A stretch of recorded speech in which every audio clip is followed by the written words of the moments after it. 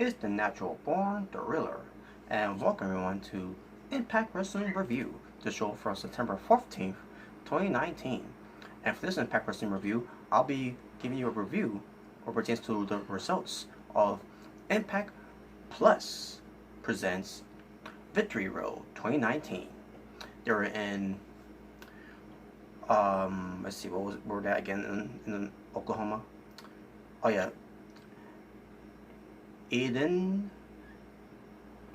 Eden, Eden, Oklahoma. I never knew the name of the place, city, where we want to say. But it was at the Strike Bank Center, and that was the venue of it. But yeah, there you go. So yeah, that being said, let's get right into the show here. First of all, let's get to the pre-show. The pre-show, you only had Josh Matthews, a one-man commentator, who was just oozing of excitement on commentary. Not really. He was garbage. He had no fire. He had no passion. As usual. But you have Prince Mahali versus Tigo. And match itself,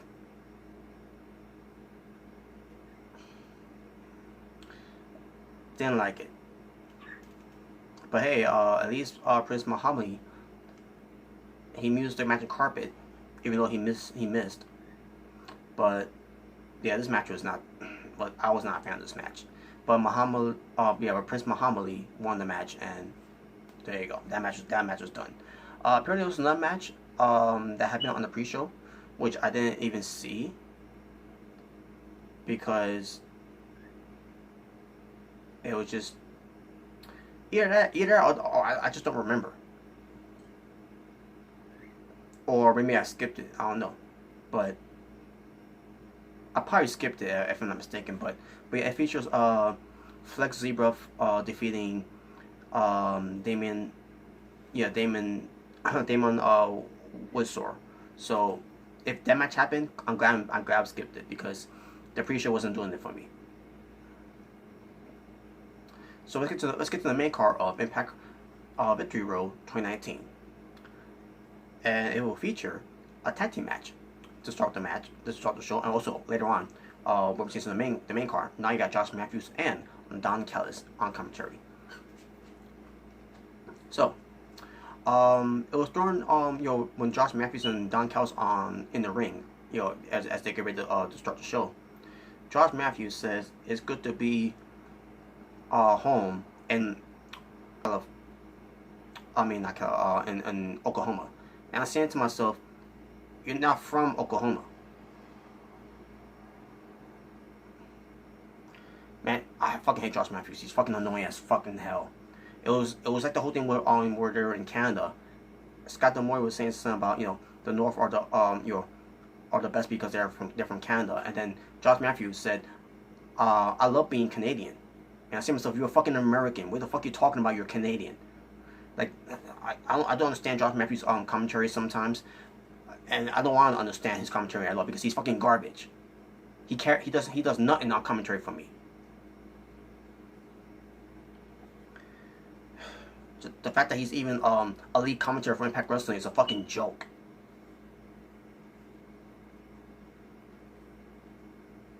And Scott D'Amore didn't do any help in this matter at all either.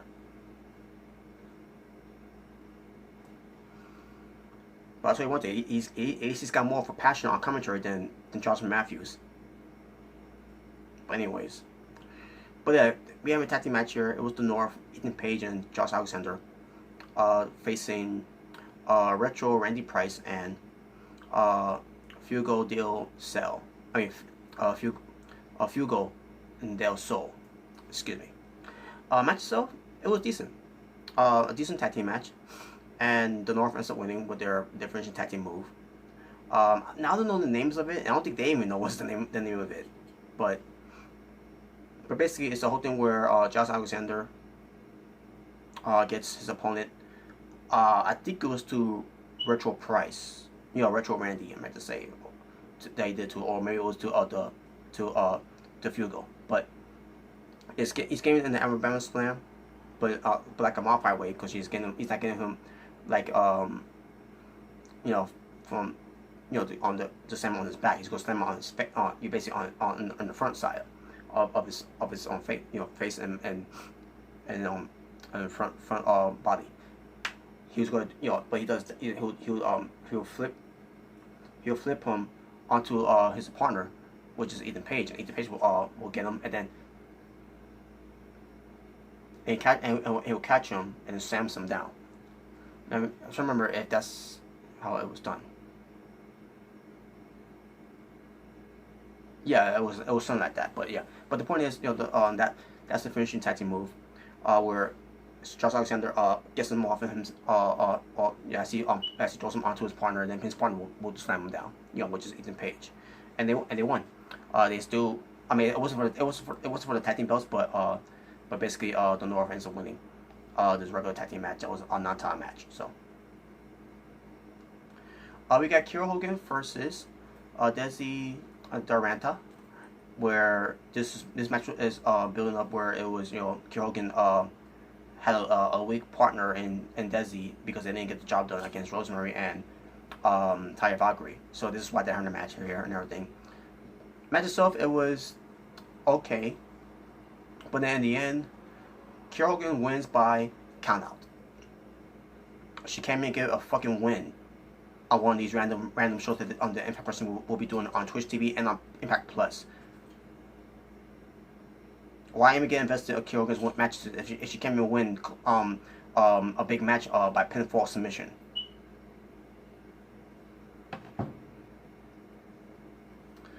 We get to Sami Callihan versus Hawk.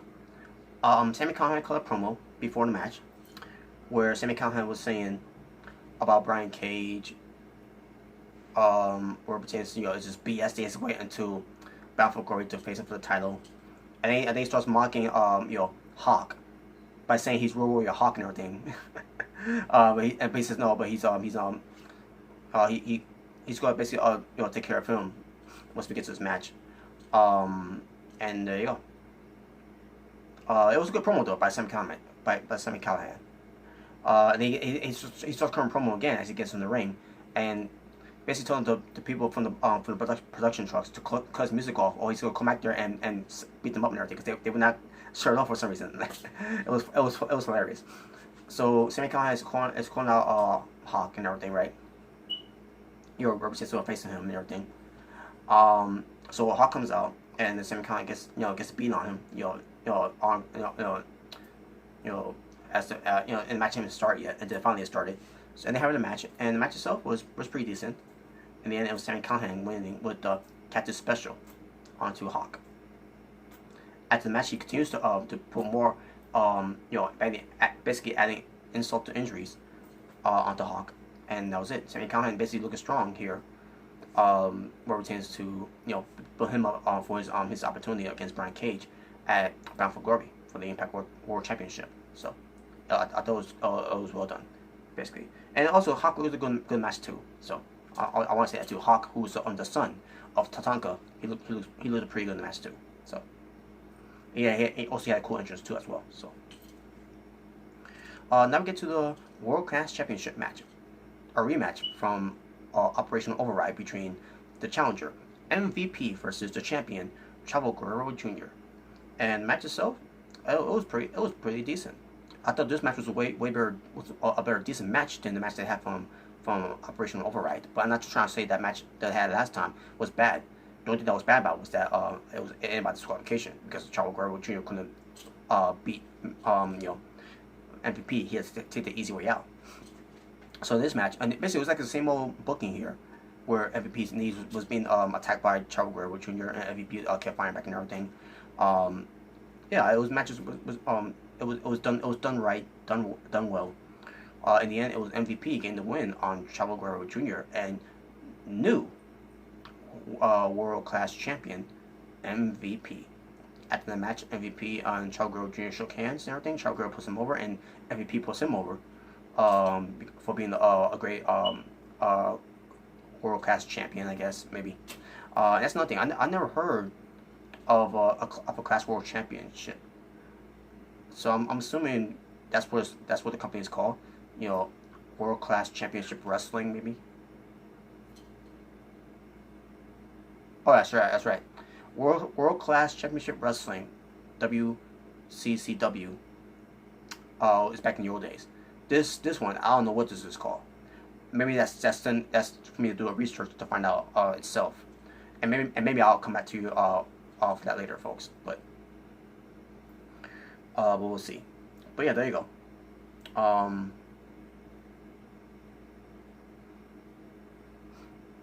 But yeah, that was that match though. It was a decent match. It was like I said, it was better than the match they had last time.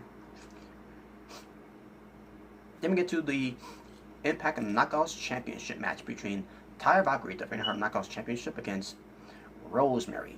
So during the match, Tyra Valkyrie, and I think John E. Paul was out there, if I'm not mistaken. I can't remember if he was out there. I'm assuming he was out there. I can't remember. I think he was out there because otherwise what happened later on in the match wouldn't have happened if he wasn't out there. So I'm assuming he was out there. I just can't remember. I couldn't remember if he was out there. But anyways, Tyra Valkyrie, she was cutting a promo to Rosemary saying we don't have to do this and everything. We're friends and everything. We do everything together and everything and all that. Basically trying to be friends with her and everything. And she's basically say we can go out of town. And then let's forget about this and everything, and we could just go have a night out wherever. Rosemary cuts her out and say she doesn't do these type of things that Tyra Valkyrie pull out of her purse whatever to show her and everything, and she says I would rather be Knockouts champion in a way, and she attacks Tyra Valkyrie, and then match began.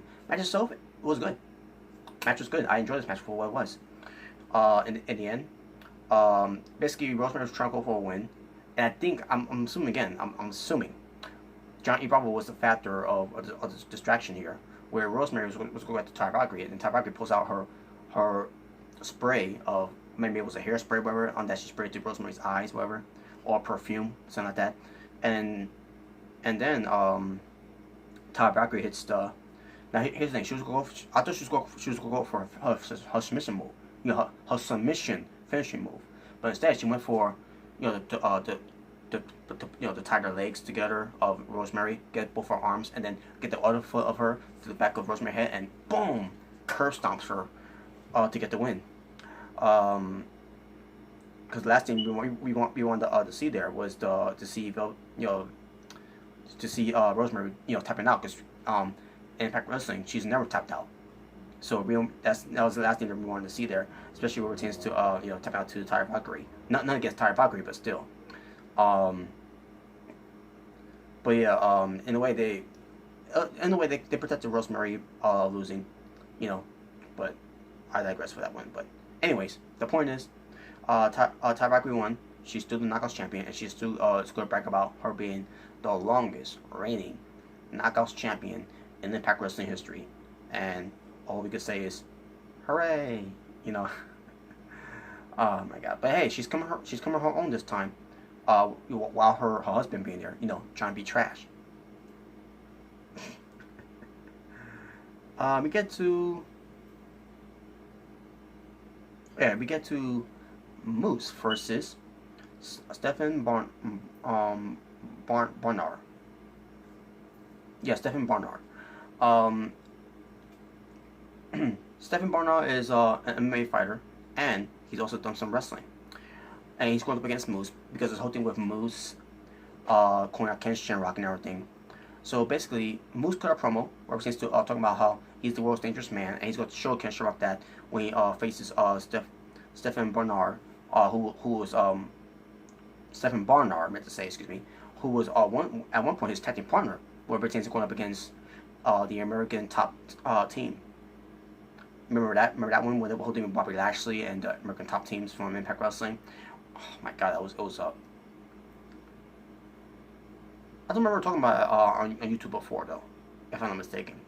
I may have talked about that on Facebook Live, but on YouTube, I don't remember talking about that. But if you see me talking about this with the rest of the Asylum, yeah, I know how I feel about that one at the time. I thought that was trash, and all that.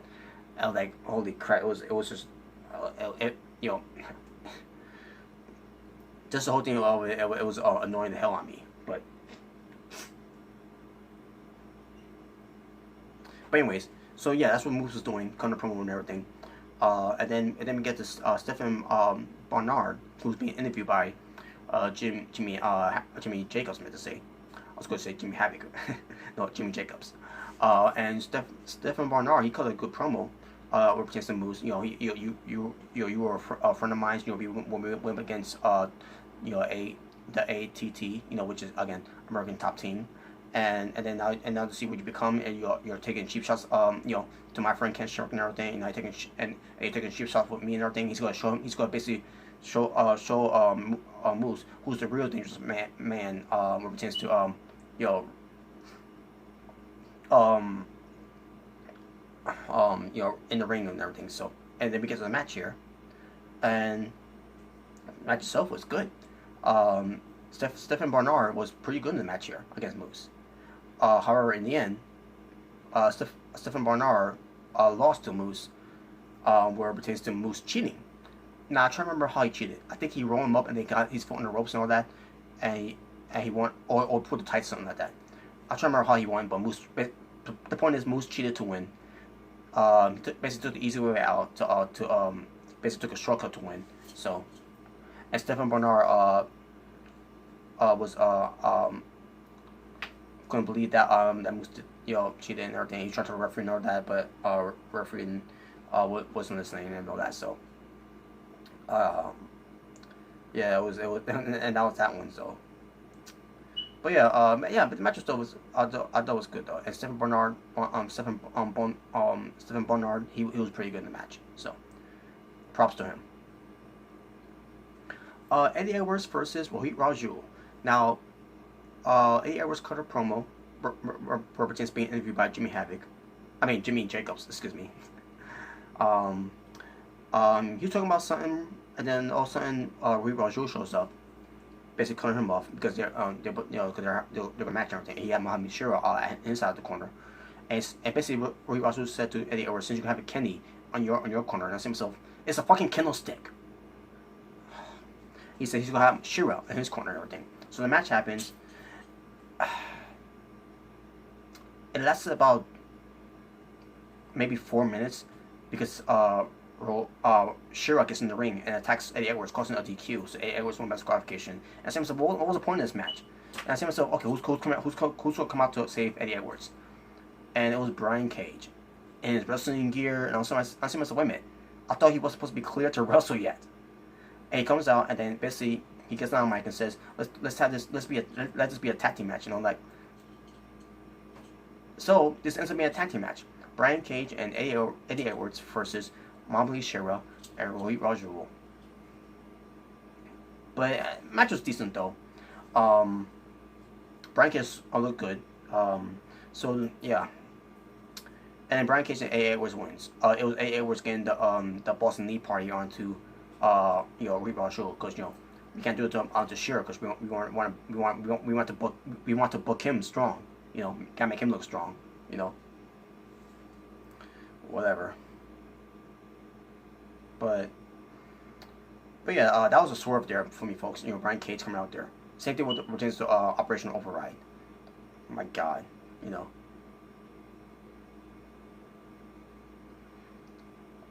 So now we get to the main event. Michael Elgin, Unbreakable. Michael Elgin versus TJP. Now, we're representing Michael Elgin. He cut a promo saying about TJP, you never wrestle, you know, or face anyone like Michael Elgin. And I was thinking to myself in my head, maybe, I think he's, you know, represents to TJP. I think he has, but at the same time, I kind of knew what Michael Elgin meant. I think what he meant to say was like, TJP, you may face some guys on that are like me, represents to being big, you know, and thick and all that, but none of them compares to, you know, Unbreakable Michael Elgin. I think that's what he's trying to say there. He didn't say it that way, but I'm just saying. But basically, Michael Elgin, you know, he got a good promo here though, because he's also talking about his opponent. He's gonna be he's gonna be facing at Bound for Glory. I already forgot his name, but I'll get to that later too. No, when I get to it. But yeah, there you go. It was Michael Elgin versus TJP. Damn good match. Damn good main event match here. I thought it was pretty good. Two guys, pertains to technical wrestling, um, and then with strong style type of way, and and with TJP being the cruiserweight himself, or in Impact Wrestling, in X division, these guys drove well together. They had good chemistry together. It was just a very damn good match between these two guys. Nothing but counters after counters. Represents submissions, counters, and everything. It was a type of wrestling that I enjoy watching. At one point, TJP went for the detonation kick on Michael Elgin, but Elgin kicks out of it. Michael Elgin, he's doing his deadlift, um, delay vertical suplex off the top rope. He turns it into a fucking arrow as he and like holy shit, that was a pretty damn good move there. And the match continues on after that, and Michael Elgin then later on goes for the Elgin bomb. Well, first the buckle bomb, and then goes for the Elgin bomb and gets the win. And it was a nice, well done Elgin bomb to TJP. And there you go. That was the main event. And wow, it was just it left a good impression too. The main event and the show itself, it kind of left an impression. I'll get to that once I'll get to one thing out of the way here first, folks. Which is it's not about Bound for Glory, where we take on Michael Elgin's opponent. Just give me one moment. All right. I gotta remind you of what Bautista's name. That I won't forget later. Okay, here we go. It's Naimichi Marufuji, I meant to say. So let me try this again. Naomichi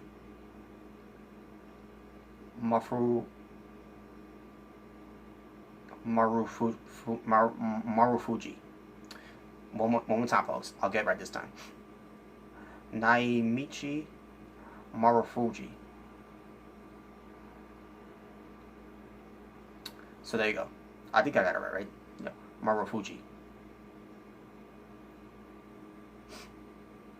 But anyways, there you go.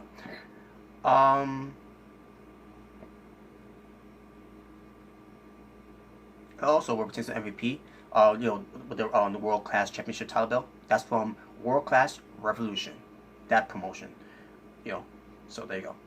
Now let's get to before I get to my overall story about the show here, what pertains to Victory Road 2019. Let's first get to the highlights. Highlights of the nights. Give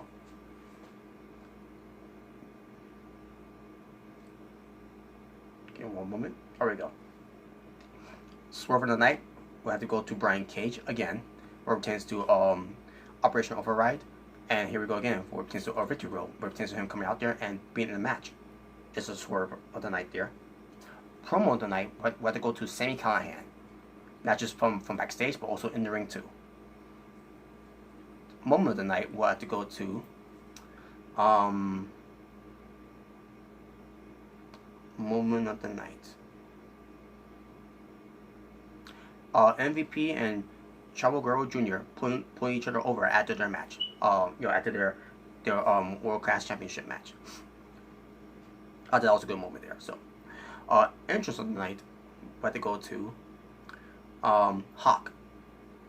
That entrance that he did, it was pretty cool. Move of the night, we had to go to Michael Elgin's deathlift, delay vertical suplex into a Falcon Arrow. It was after that was moving the night there. Finisher of the night, we had to go to the Elgin Bomb by Michael Elgin. Performance of the night, we had to go to Stephen Barnard wrestling against Moose. Stephen Barnard gets that win. A performance of the night. And finally, match of the night, we had to go to Michael Elgin versus TJP. And my overall story for the show of Impact Wrestling represents to Impact Plus presents Victory Road 2019. I'm going to go with a 7 out of 10. And with that being said, thank you all for watching, folks, for this Natural Born Driller saying peace on the streets. But this was your Impact Wrestling review where it pertains to Impact Plus presenting Victory Road 2019 for that results. So until next time, where it pertains to Impact Wrestling Review, folks, I'm out. And Josh Matthews sucks. Always, still, forever will be. Sucking. On commentary.